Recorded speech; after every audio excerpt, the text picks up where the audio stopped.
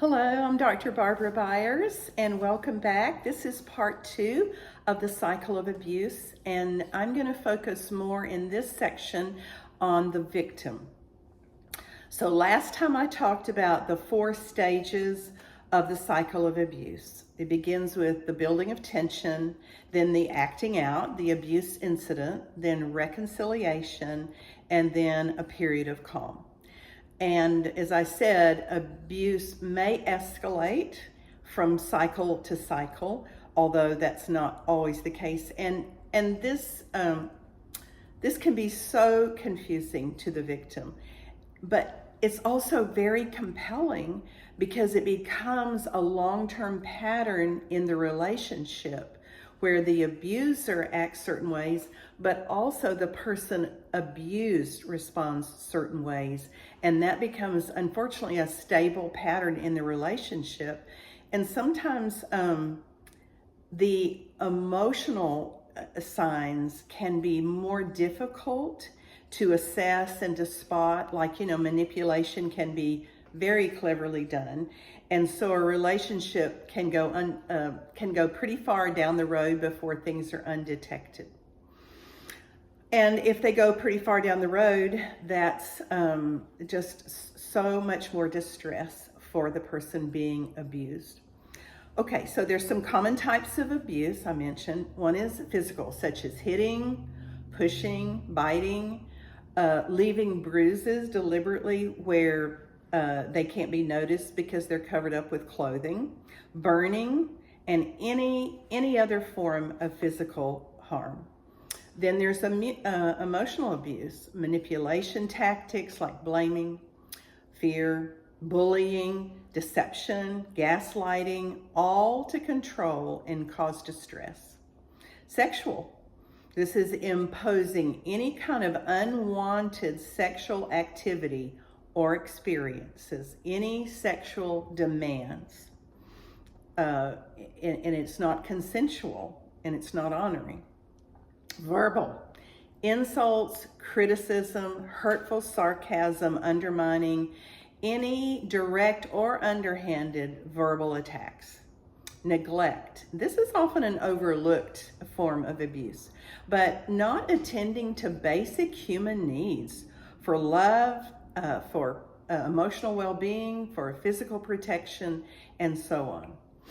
Technological, using technology like computer use, monitoring computer use to control the partner. Financial, using financial control to keep a partner under wraps, unable to act independently.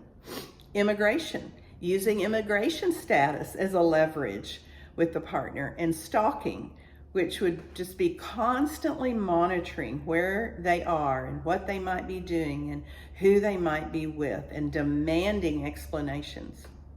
Remember, the abuser's motivation is they feel a lack of power, appropriate power, and so they try to create it illegitimately by controlling their partner.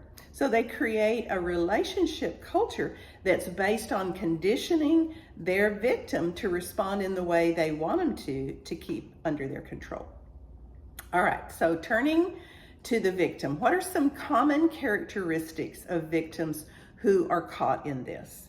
And sometimes they can start out pretty strong, but end up so undermined over time that they even take on these characteristics.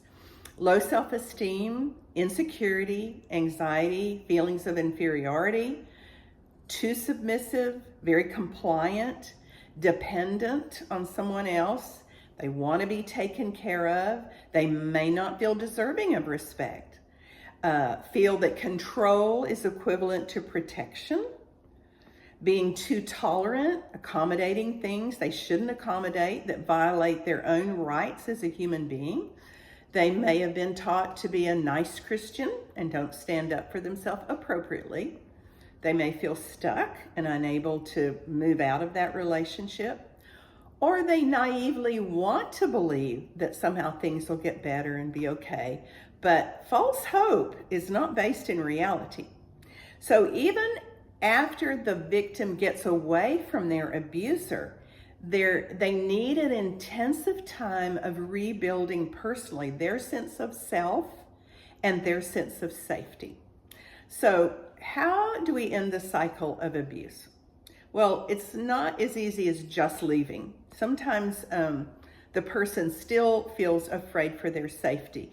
If they have children, they may feel afraid for the safety of the children, or their abuser has used the children and turned the children against them.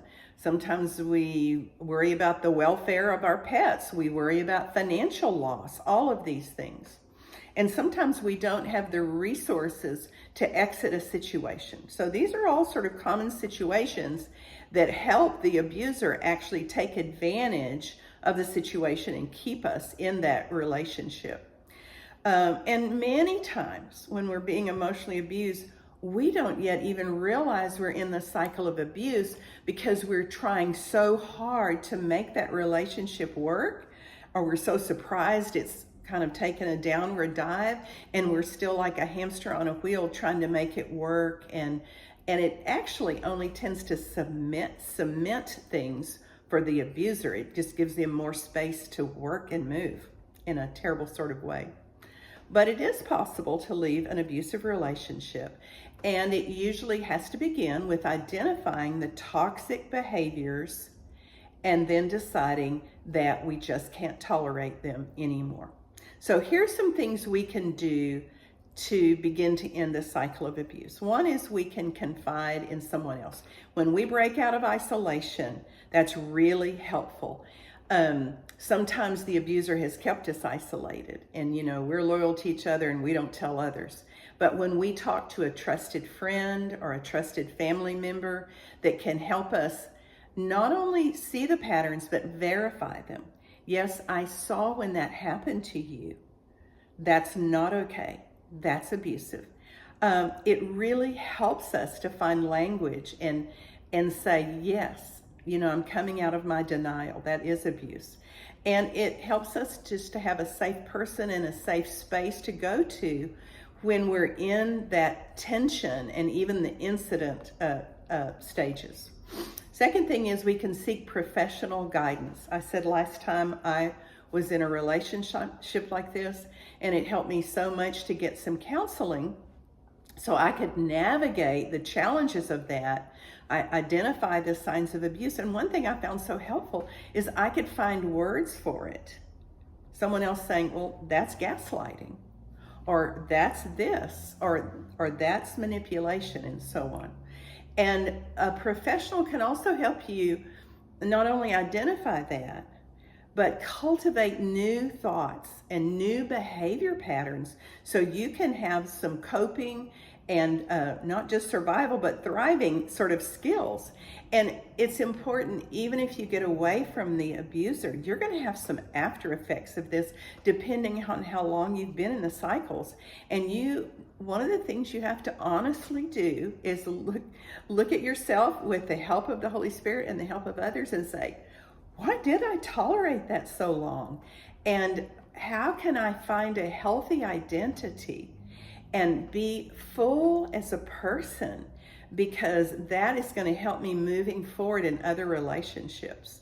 And a professional can also help you with a safety exit plan. If you are being physically abused, you need to get out of an unsafe situation, but you need to get out of it safely.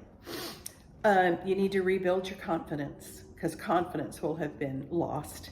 And you have every right to be in a safe and respectful relationship. And you may not even feel that right now. You may just feel so confused, or, I won't find anything better than this. I won't find anyone better. The abuser may have even told you that because that's what they want you to believe so they can continue to exert power over you. But that's not true. We can all change when we begin to realize what has been and what is possible. So it's natural if your confidence has been affected. And so it's just helpful sometimes to do the small things. What brought you joy before? Can you pick up your painting again? Can you go for a walk? Can you reconnect with some loved ones that maybe you've disconnected from and haven't seen in a while? Can you invest in some education? Even if it's not formal education, it can make you feel so empowered to be a learner again and to feel like you're doing something for yourself.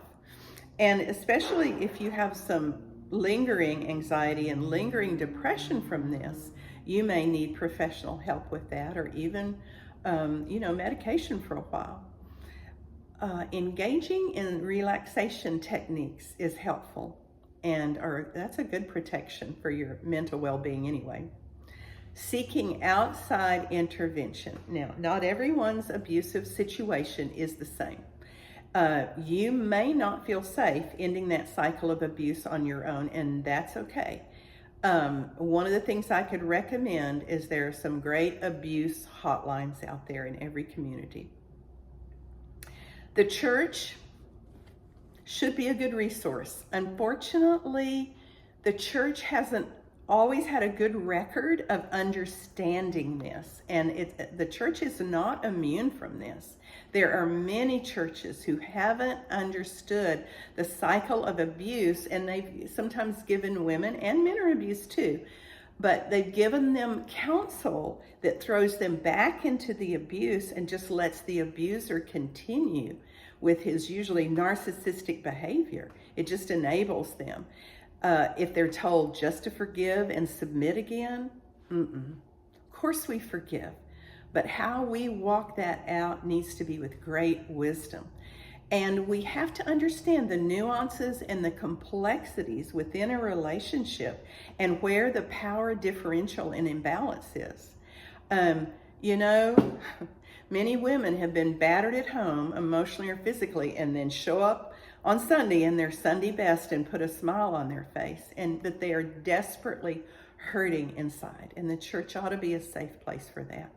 These women often feel ashamed, they feel responsible, they feel like a failure, they keep trying to submit to this evil. We don't submit to evil. They keep trying in a codependent way to forgive, to fix the relationship, and they prioritize, often because they've been taught this, they prioritize their commitment to the marriage at the cost of their own personal safety and sanity and well-being. And how can that be the Lord? He never tells us to put ourselves in harm's way, to lose ourselves in this way. He loves us. He loves marriages too. And he loves us committed to marriage. But sometimes there is real evil that we have to step back from, at least for a while, to see if there can be any help in saving that relationship. Victims need support. They need a lot of support. And sometimes they need a place of physical safety for a season until they can get back on their feet. They need not to be pushed into a decision. Sometimes they're just not yet ready to fully engage in some new behaviors. So they need education about what's going on. They need professional help. They need a church who understands them, and they need a lot of support. So I hope that these two parts on the cycle of abuse have been not just informative and educational, but helpful to you if you're in the cycle, and helpful to you if you're helping another person who's caught in this cycle. Bless you, and I hope you'll join me again next time.